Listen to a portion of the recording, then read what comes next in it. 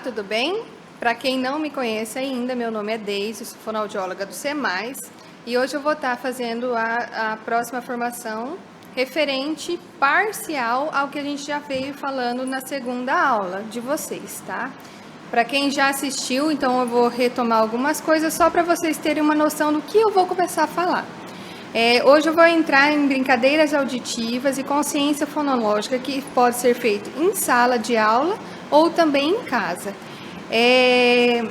Sobre a audição periférica, que foi o que a gente trabalhou no outro vídeo, nós pensamos e falamos sobre como o caminho do som vai até a cóclea. A partir de agora, eu vou estar falando sobre o processamento auditivo do som. A partir da cóclea, esse som passa ao nervo auditivo, chega no córtex auditivo. O que é o córtex auditivo? Não se desesperem, tá? É a parte do cérebro que define e processa o som que é obtido, tá? Agora eu vou entrar em detalhes em cada uma das habilidades que passa por esse processamento e aí algumas atividades que podem ser feitas em cima disso.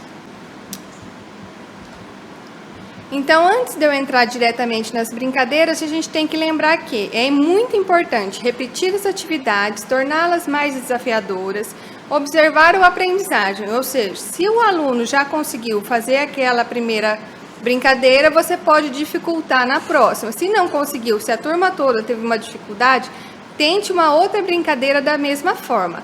Desenvolver outras atividades para reforçar essa habilidade, ou seja, não só as brincadeiras que a gente passar, mas pensar em alguma coisa que possa vir a lembrar isso e reforçar com os pais a importância de atividades semelhantes em casa.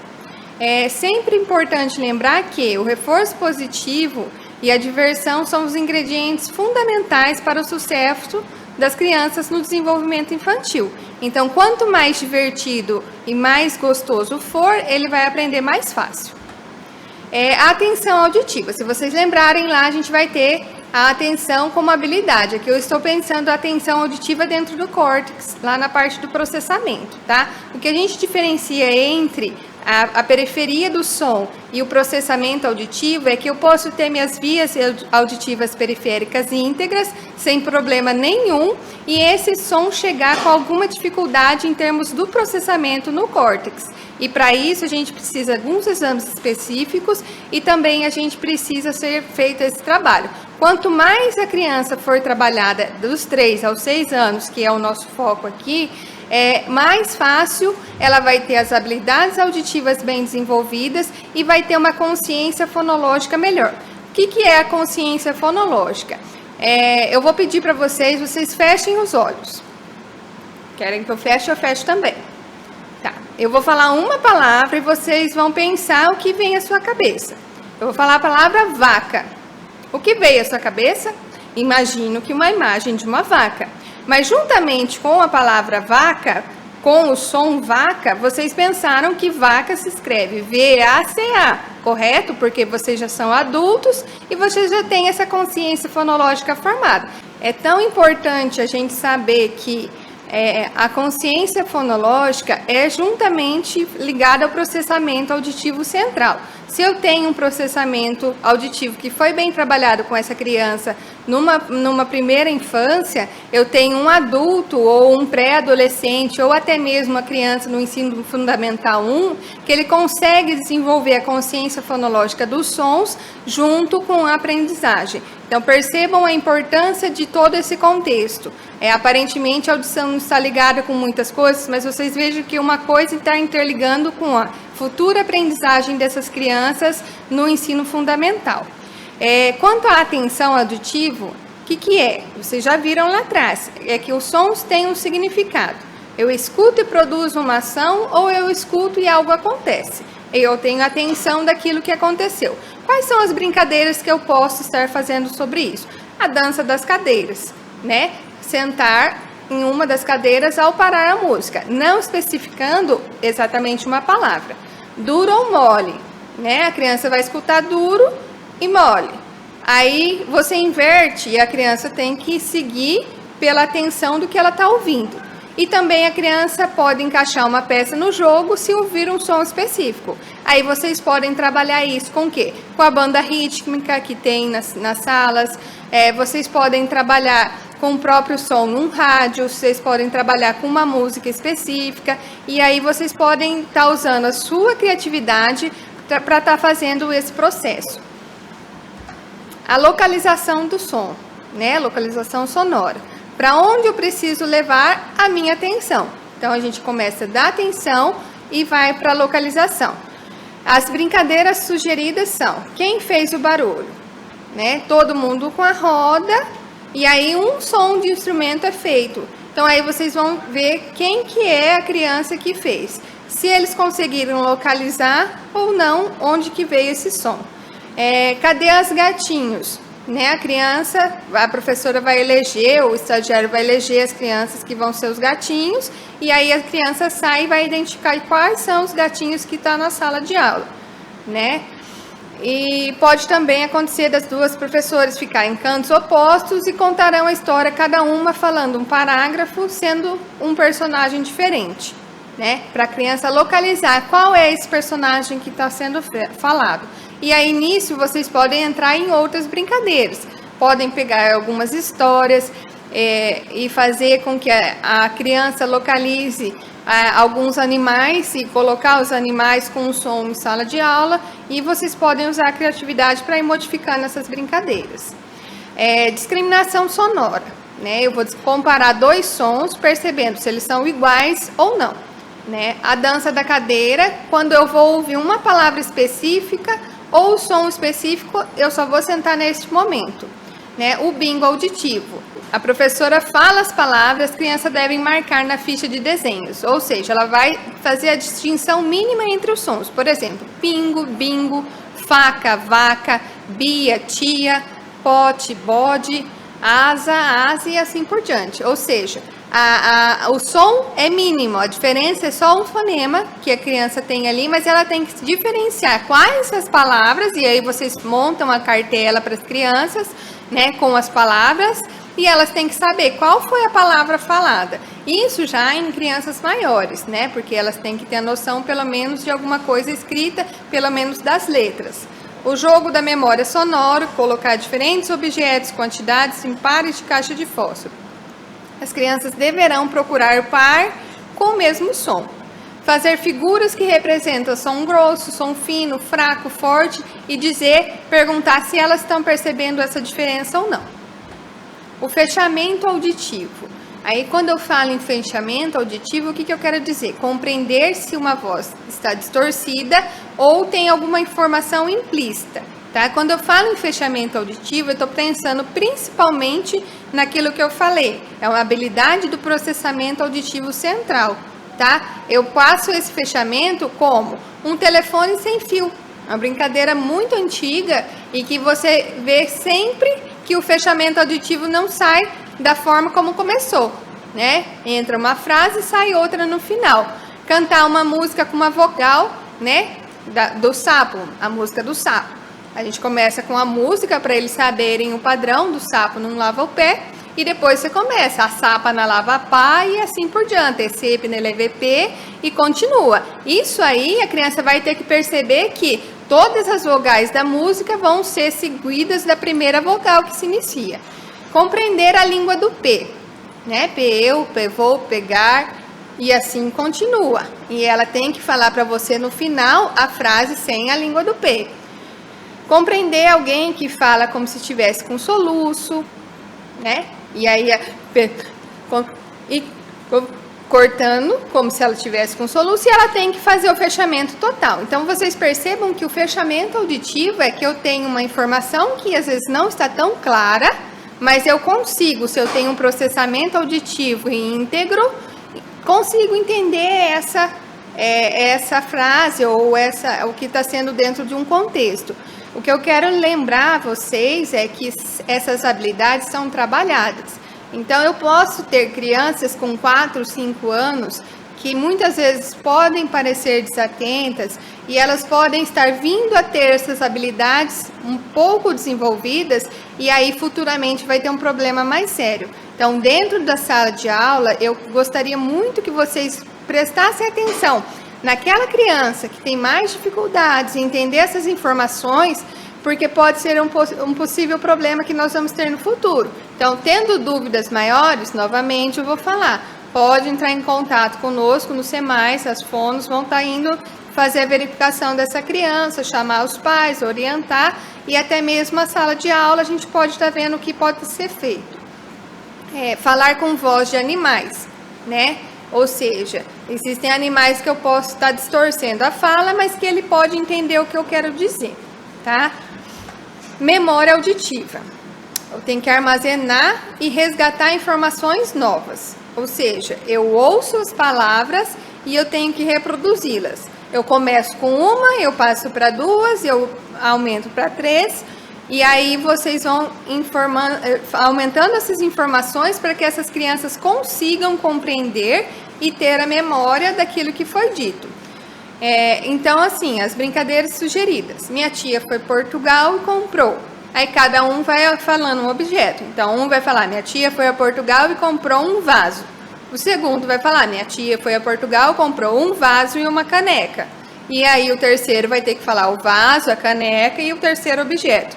E isso conforme a idade, tá?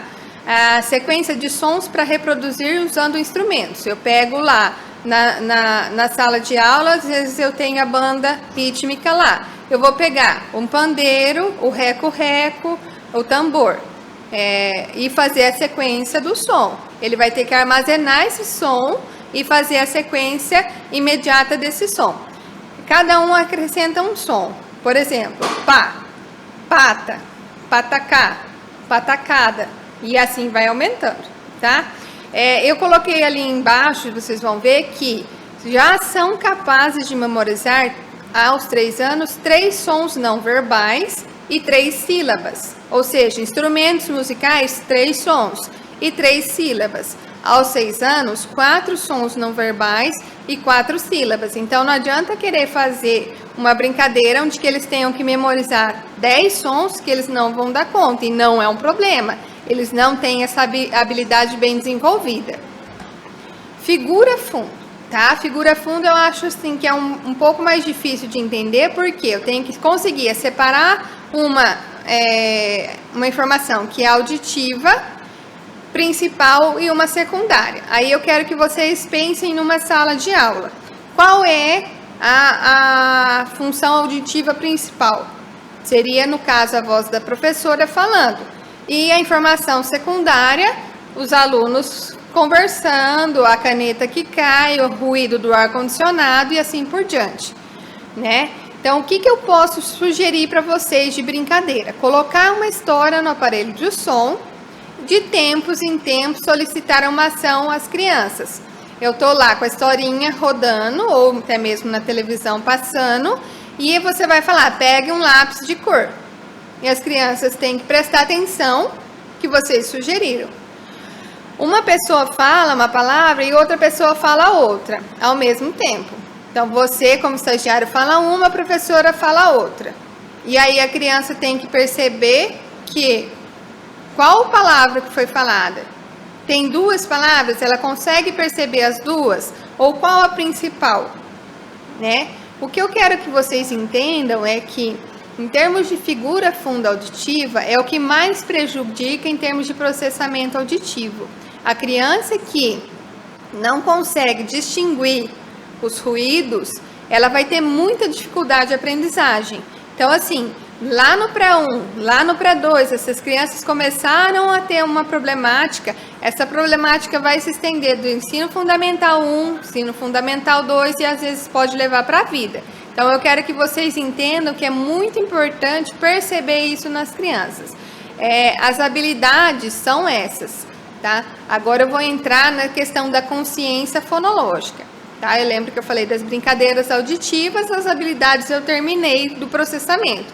Agora eu vou dizer em termos de consciência fonológica. As crianças pequenas já conseguem fazer 3, 4 anos, não pode aumentar muito a dificuldade, mas elas dão conta de fazer.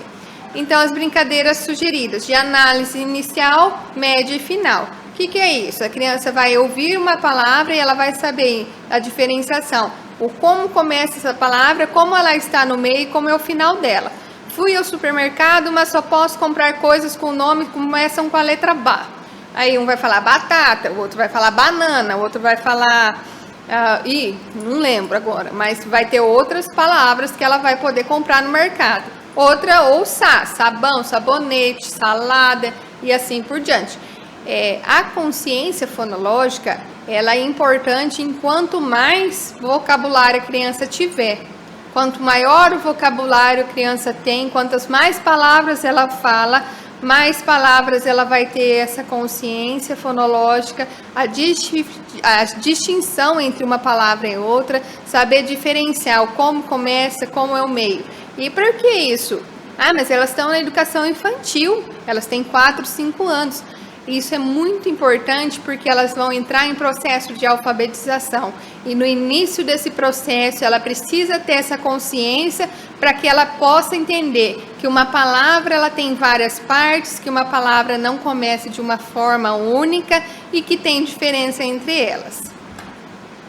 A segmentação silábica, né? Eu posso segmentar por partes. Mas as crianças são pequenas, mas elas entendem.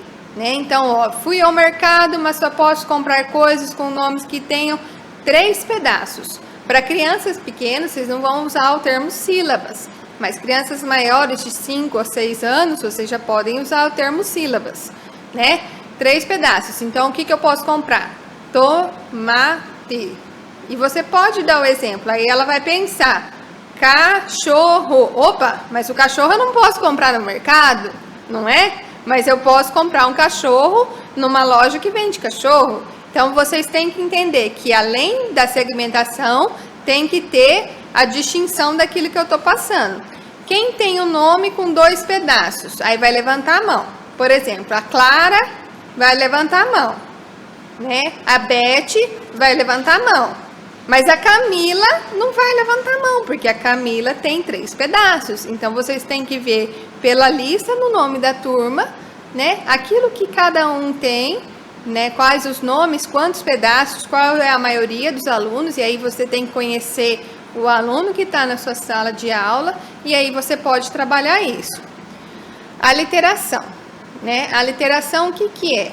É quando eu vou repetir pedaços ou sequências de um único fonema, né? Então, por exemplo, eu vou começar com uma criança e ela vai falar que foi ao Paraguai e comprou um sapato. Aí o próximo vai ter que falar que comprou um sabonete. O próximo fala que comprou um sapo de pelúcia. E assim ele vai repetindo sempre a primeira inicial. Então, a literação é a definição de sequências de fonemas iguais, tá? E rima, né? A rima é uma das brincadeiras mais fáceis que a gente tem, né? Porém, tem muita criança que ela não é trabalhada em casa e aí na sala de aula seria muito interessante e muito importante que a gente fizesse esse trabalho, né? Quais as palavras não rimam com as outras? E aí você dá 4 sugestões, ó, torta, corta, cordão e porta. Qual delas não vai rimar, né? Cala, mala, sala e quarto, né? Da gente, para nós é simples, mas para as crianças que não têm, e vou voltar a repetir, quanto maior o vocabulário dessa criança, quanto mais desenvolvimento na linguagem ela tem, mais facilidade ela tem na consciência fonológica. Então percebam que a audição e a linguagem não são coisas separadas, a gente não tem como separar um cérebro humano, né? A gente tem que pensar que a rima faz parte do processamento auditivo, mas se ela tem um bom conhecimento de fala e linguagem, onde ela tem um estímulo maior, ela consegue fazer uma rima melhor. Reversão silábica. E aí, quando eu entro em reversão silábica, eu já penso em crianças maiores, tá? Porque realmente para crianças pequenas isso vai ser mais difícil. E aí é o Juca atrapalhado. Conta a história do Juca, que usa o sapato trocado, a blusa do lado avesso, a calça de trás para frente e ele anda de costas. Fala tudo ao contrário. Vamos descobrir qual fruta é a preferida do Juca? Pensaram? Eu não vou falar. Fica a hashtag, fica a dica para vocês aí, porque é bem fácil, né? A cor preferida dele é de ver. O nome da mãe dele é Lamika. E as crianças devem fazer algo que o Juca goste, invertendo a posição das sílabas. E aí vocês pedem para a criança, o que o Juca gosta de brincar? E elas têm que ter a ideia de que, se elas querem falar que ele brinca de carrinho, né? O Juca gosta de brincar de nhorica, né? Para que eles tenham essa consciência. Para nós já é um pouco complicada a reversão silábica, porque a gente tem que inverter no nosso cérebro. Mas imaginem para crianças, né? Subtração de sílabas, né? Quando eu falo de subtração de sílaba, o que eu penso? Né? Tirar uma sílaba da palavra. Se eu tirar algumas sílabas de certas palavras, as crianças vão conseguir compreender, pela consciência fonológica total da palavra, o que ela significa. O meu cachorro se chama Pimenta, mas agora eu só chamo de Menta. Que som eu tirei do nome dele? Aí elas vão falar. A minha gata se chama Chuva, mas agora eu só chamo de Uva. Qual é o som que eu tirei? Percebam que na primeira pergunta eu tirei uma sílaba. Na segunda eu tirei só um fonema, só um som, que é o som do sh, né? Então vocês podem fazer uma brincadeira mais ampla com sílabas, mas eu posso tirar também um som que a palavra fica uma palavra, né? Uva é uma palavra conhecida, tem um significado. Eu tiro só um som e ela permanece uma palavra com significado. Eu vou falar o apelido da minha prima, tente descobrir qual é o nome dela. Mila, né? Eu pensei em Camila, mas vocês podem fazer outras brincadeiras, outras ideias a partir dessas sugestões. E aí eu tenho a substituição silábica. As crianças formam grupos de 2 ou 3. Cada criança deverá representar um pedaço da palavra. Depois a professora irá trocar as crianças de grupo e cada qual deve falar seu pedaço, para que os outros percebam qual é essa palavra, né? Então eu pego caneta e eu pego cada uma, vai falar sua sílaba. Se eu inverter essas sílabas, será que sai caneta? Será que eles conseguem entender caneta? Essa é a importância. Eu falo caneta, depois eu falo taneca. A criança vai saber que a palavra é caneta. Eles têm que entender por substituição o que é essa palavra.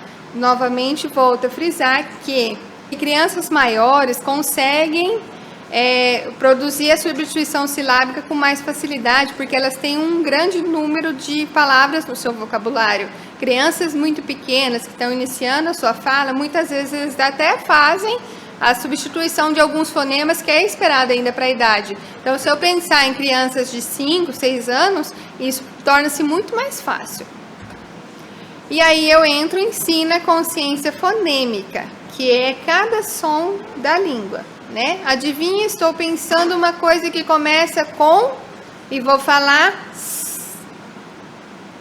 Aí eu vou falar s, a. Aí eu vou falar uma outra dica. Ele começa com s, a e eu uso no pé. Aí a criança tem que entender que o som começou com um s e eu vou falar de sapato. Era isso, tá? Esse vídeo está se encerrando.